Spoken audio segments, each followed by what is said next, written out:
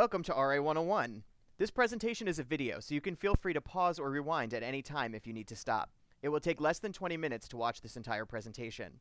There will be an assignment at the end, so please be sure to read and listen carefully. If you get stuck, you can always go back and rewatch the video. In this online session, you will review the responsibilities of the RA role, understand how living communities develop and operate within the residence halls, and hear some personal advice by former and current RAs. Let's begin. We'll be introducing the RA position to you using Tuckman's model of group development. Tuckman's model says that communities go through 5 stages as they develop. Next year, you'll see your communities, whether it be your floor, your building, or your staff community, go through these different stages.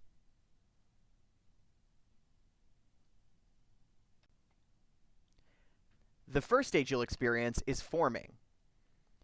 Forming occurs when you establish relationships with leaders, organizational standards, and each other.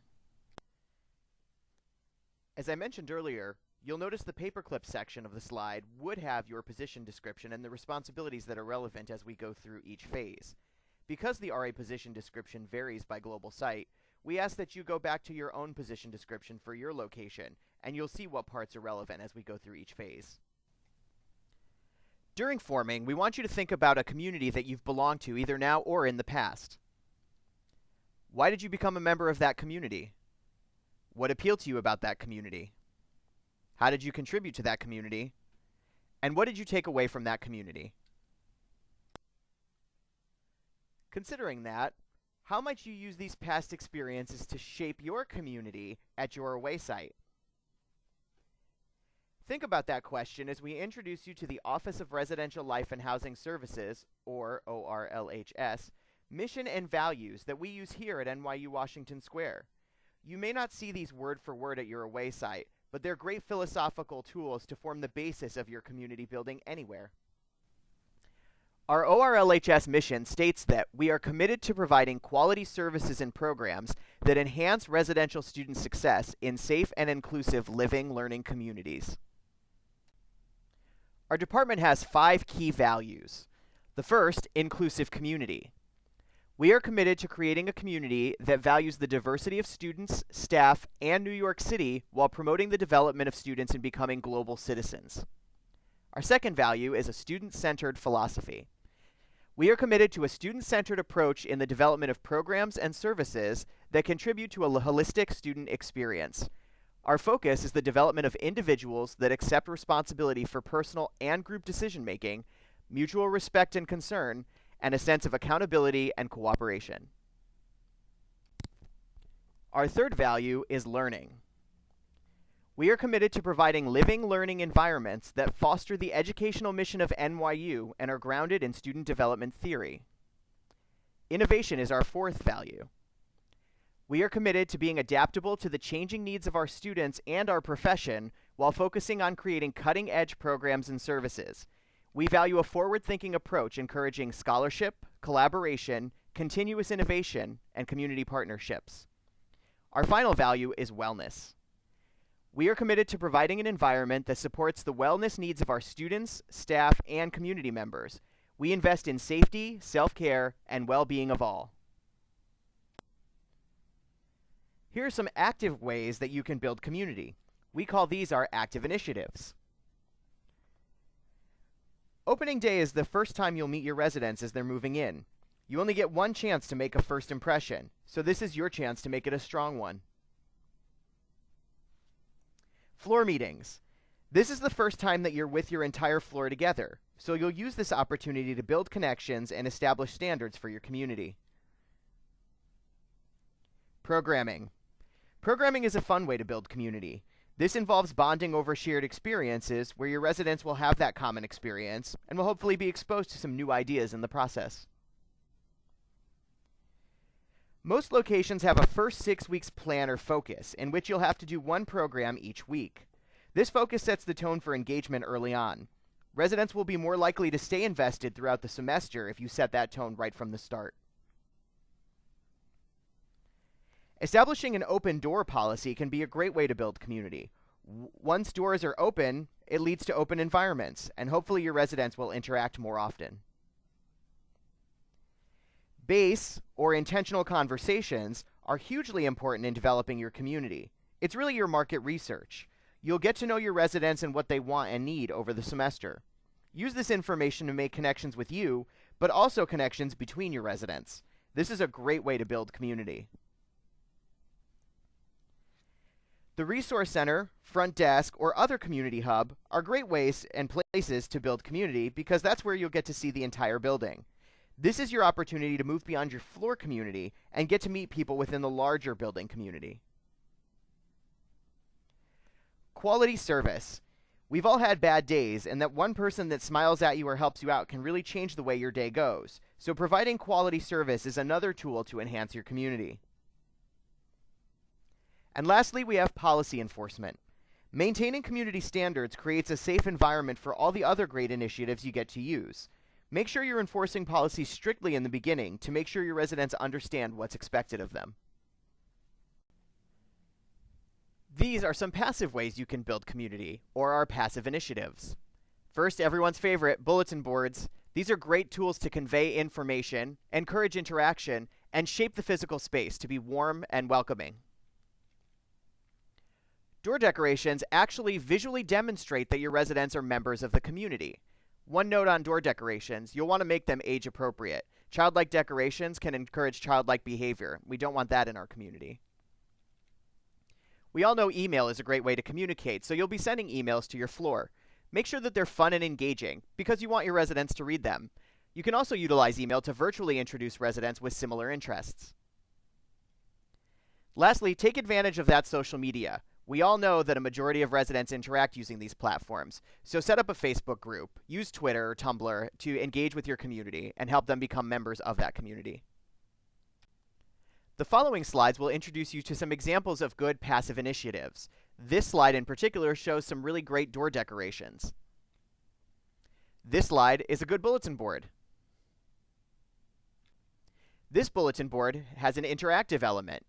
Residents are able to write notes to each other and drop them on that bulletin board, so it's almost like a daily mailbox.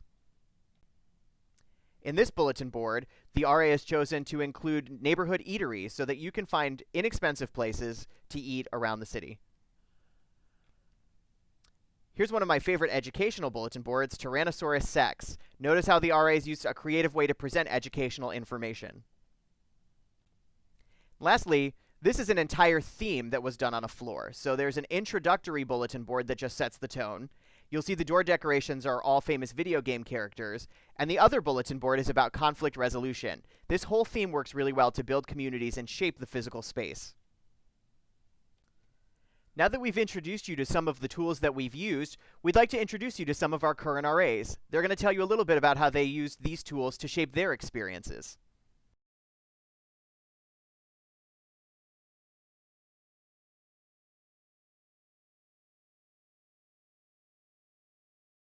Actually, like, taking the initiative to go in and introduce yourself to someone is extremely awkward, and a lot of people are really uncomfortable with it.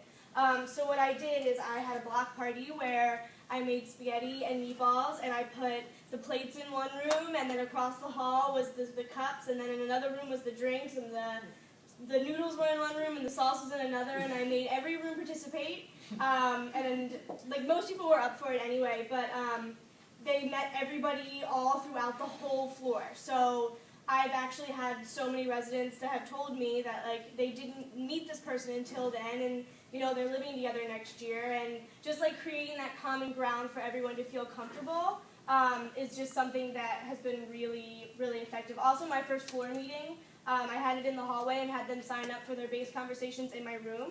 That way they knew that they could come in and at any time they wanted to come in, and they had already broken that barrier. Instead of it just being awkward, I've never seen your room, who are you? It's like, it was more welcoming and saying that this space is your space too. So that's really important. That I really commend is being really present, especially during the first 6 weeks. Like, be on your floor a lot. Like, make time to just be on your floor. Keep that door open, because you're gonna get so much, and your residents will see that you're present, but you're gonna get so much just picking up a lot of intuitive things just by being around the floor a lot, especially during the first 6 weeks. I think you should also use social media. I mean, if you have a group, a Facebook group or any sort of Twitter group, like your residents will, give feedback there. They talk to each other. They talk to you. You can gauge what they're, thinking, what they think about other programs. You can ask them, what they thought of a certain program, what they think about an idea that you have. Now that your community is formed, it will naturally move on to the next stage. Storming. The storming phase is characterized by intergroup conflict, a lack of unity, and polarization around interpersonal issues.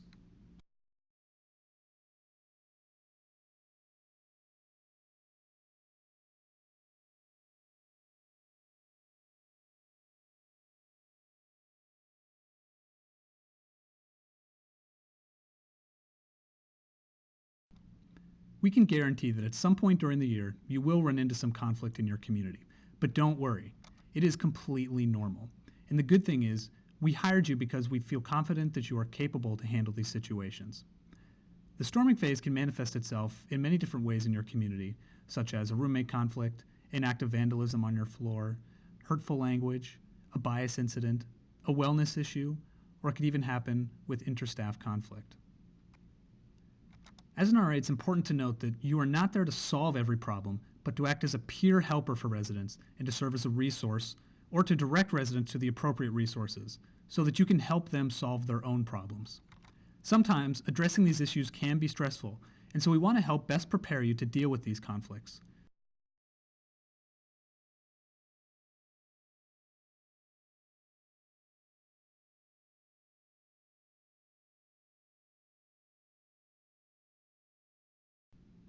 Now I want to give you some skills to listen and respond like an RA.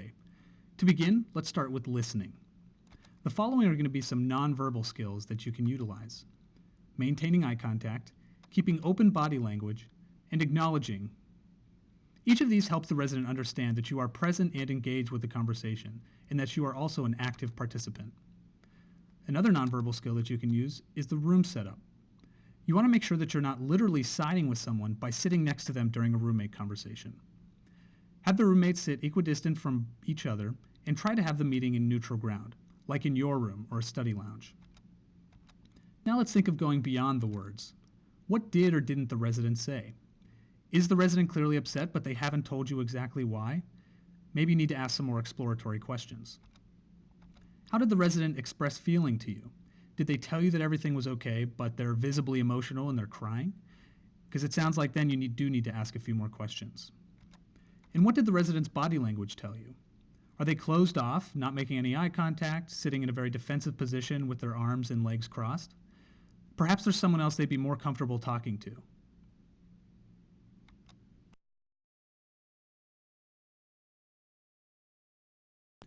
Now we're going to review how you can respond like an RA. So a lot of these skills are going to involve repeating back to the resident what they've told you. And this is mostly to make sure that you understand what the issues are. So paraphrasing, saying in different words what someone else has said to you. Reflecting, mirroring back to someone what they're feeling. So it sounds like you feel upset because you failed the exam, etc., etc. Use clarifying questions so that you can understand exactly what the person is saying if you aren't sure. And lastly, make sure to use open-ended questions. These kind of questions elicit more than just a yes or no response. Now that we've given you some helpful hints about how to listen and respond like an RA, we also want to give you some possible roadblocks to helping. These could take the form of advising or telling others what they should or shouldn't do. This could also be judging, telling others that what they did was good or bad or right or wrong. We make sure not to interpret what our residents are saying or telling them the reason that they did something or why they feel the way that they do. We want to make sure not to warn residents that something bad is going to happen to them if they act a certain way. We want to make sure we don't deny residents' feelings or telling them that they shouldn't feel the way that they do. We want to differentiate between empathy and sympathy. Whereas empathy is genuinely understanding where someone is coming from, sympathy is telling them that you feel sorry or bad for them. We also want to make sure not to abruptly change the subject, as we want the resident to feel comforted and cared for in the situation. Once again, now that you've seen some of the tools that we use to address conflict, we want you to listen to some current RAs share their experiences with the storming phase. One of the things is really to keep track and follow up. So, when you have these conversations, and hopefully when you fill out a roommate agreement, some of the hall it's not mandatory, but try and really tell them that it's a really good idea to fill out that roommate agreement to get an idea of who they are as people and where they might run into conflict with each other, and then follow up with them with those things. So if they do run into a conflict that you handled in September and you resolved it, check in in a couple weeks and say, hey, is everything still going well? Are these solutions still working for you? And checking up with them just to make sure that you didn't leave them hanging. You're not like, oh, I resolved your situation, great. See you in a couple months when you have another problem. Maybe preventing that by following up with them first. One of the tools that have really helped me with especially roommate conflicts is roommate agreement forms, which I used to never fill those out when I was actually a resident, but they're your best friend basically. It's about 3/4 of roommate conflicts can be solved just by referring back to the roommate agreement. If they didn't write one, sitting down and writing one with them and helping them through it, or sort of just tweaking it a little bit, just so it really just fixes the problem. We hope that you now feel more competent handling conflict in your community. And now that brings us to the next stage. Norming. Roles and norms are established. Group members accept each other's idiosyncrasies and express personal opinions.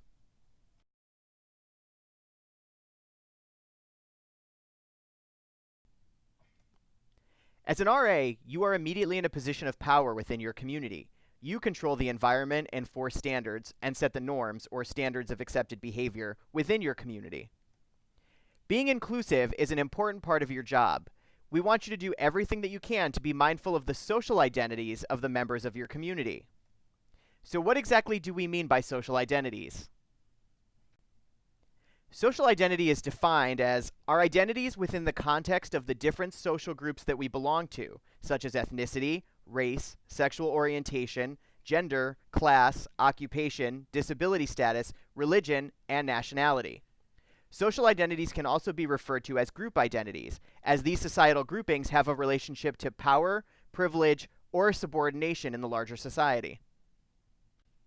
Now we'd like to differentiate between personal identity and social identity. Personal identities are characteristics or groups to which we belong that are not associated with power or privilege in society. For example, you may be a skateboarder, but skateboarding does not afford you added power in society. Social identities are characteristics or social groups to which we belong that are associated with power or privilege. For example, in many societies there is power associated with gender or sex. Men may have greater access and power in society, while the same may not be true of women. Other examples of social identities are race, sexual orientation, and class. The chart on the left will provide you with additional examples of social identity. Over the next few slides, we're going to show you some scenarios that deal with being an inclusive RA. When we use the word inclusive, we truly mean being inclusive of various social identities. Each of these scenarios is a realistic situation in which you might find yourself within your community. For example, you are designing your bulletin board for August Move-In Day. You want to create a board that is interactive and helps residents get to know each other. You decide to make a map and have residents put a pin indicating where they are from. You draw a beautiful map of the United States and put out pins and directions for Move-In Day. Why might this not be inclusive?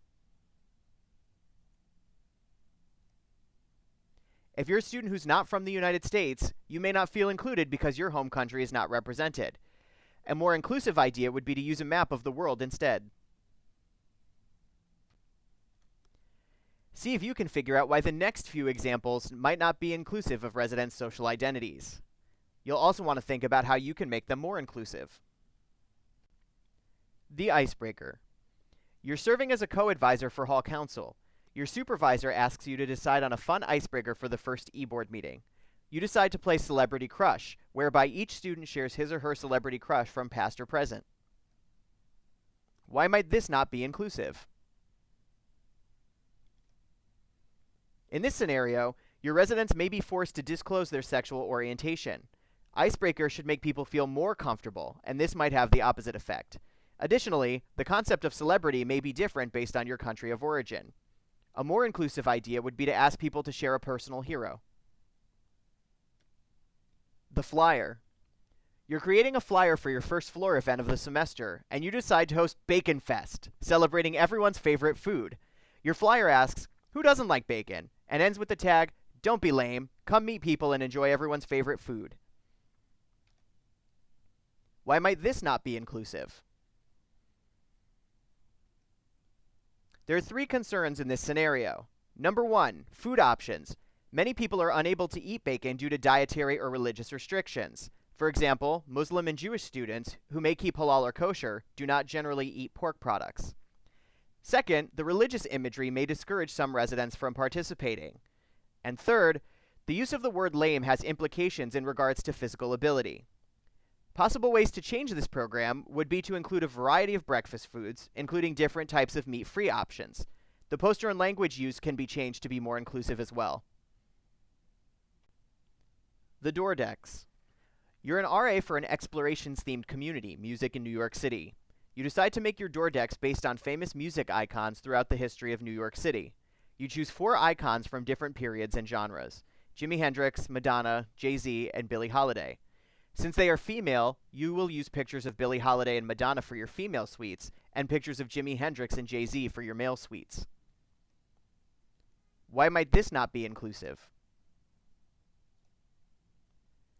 Placing gender-specific door decorations on residents' doors may not be inclusive of students who do not identify with the binary gender norms of male and female.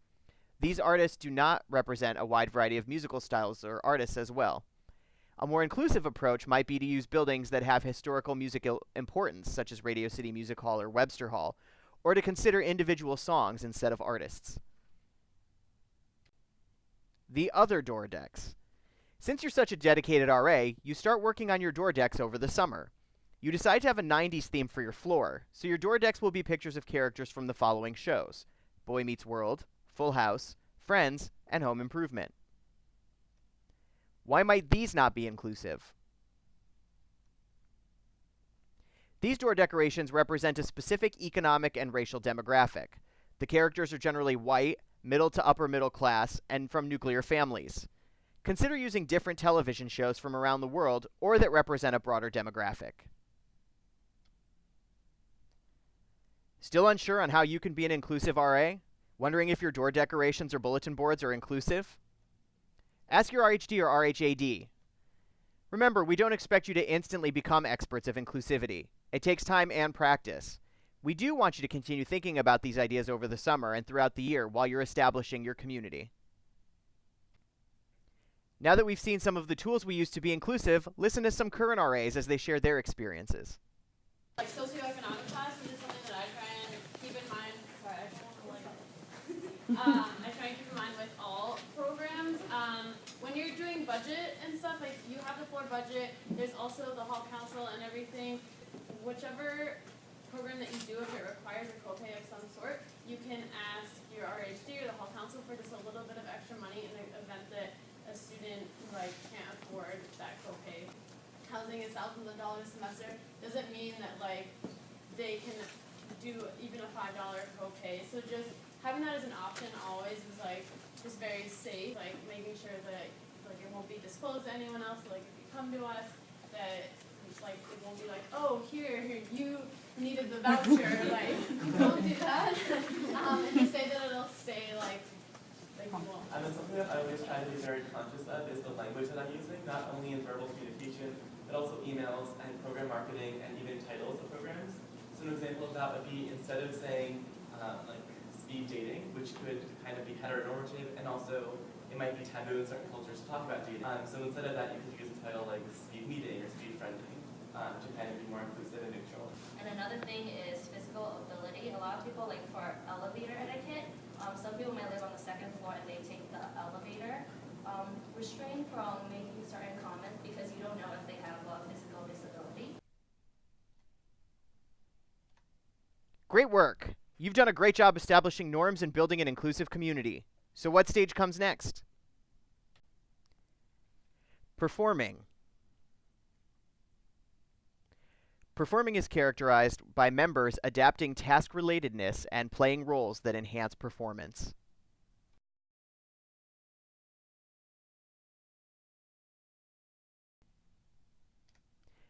As you create your community, you'll be building different types of connections between you and your residents, as well as between your residents themselves. Think back to the forming stage and some of the strategies we shared with you. Here are some of those ways that you can establish these connections.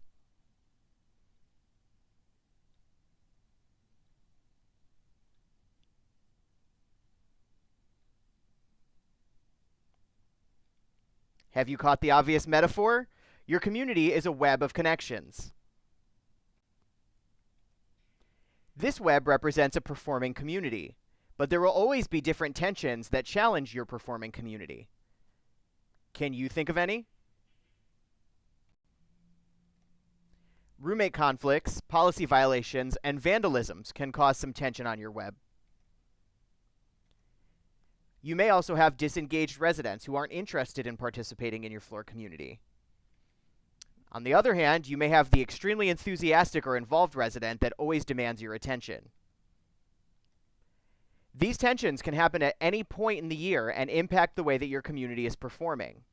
As an RA, your role will be to identify and navigate these tensions to get your community back to the performing phase. I bet you're asking yourself, what are some ways that you can identify tensions that might impact your community? Well, we have several strategies to help you with that. First, talk to your residents.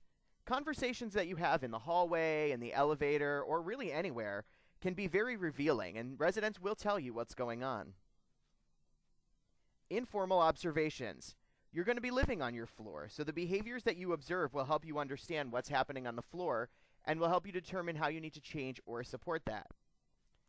And finally, your base or intentional conversations. We talked about these earlier, but these are key to getting to know your residents and what they're thinking about the community. Make sure you engage with your residents and you'll be able to pull great information from these conversations. Is this presentation almost over? Well, you're right, it is. So that leaves only one final stage of group development. Adjourning. During the adjourning phase, the group prepares to separate and seeks closure. Just as this presentation is coming to a close, your communities are also going to come to an end at the end of the year. Reflection is a very important part of completing any experience, so we want you to reflect a little now. So here's your to-do list to complete RA 101. After finishing this video, complete the RA 101 wrap-up, which is question 2 in this assignment in NYU classes. Then, write a letter to yourself. This is question 3 in this assignment in NYU classes. So what are your next steps? We have several live training sessions planned in the month of December to prepare you for your role as an RAOA. On Friday, December 6th, from 6 p.m. to 9 p.m. in the Palladium Multipurpose Room, we'll be discussing community development and conflict management. Saturday, December 7th, from 9 a.m. to 4 p.m., also in the Palladium Multipurpose Room, we'll be discussing cultural competency, wellness, and identity and inclusion. On Monday, December 9th, from 6 p.m. to 7:30 p.m., we'll be meeting at the 7th floor of 726 Broadway in the ORLHS conference room to have a Skype training with the staff from Shanghai. This, of course, is only for RAs going abroad to Shanghai. And finally, on Tuesday, December 10th, from 6 p.m. to 7:30 p.m. in the Palladium Multipurpose Room, we'll be having anti-harassment training for all staff members.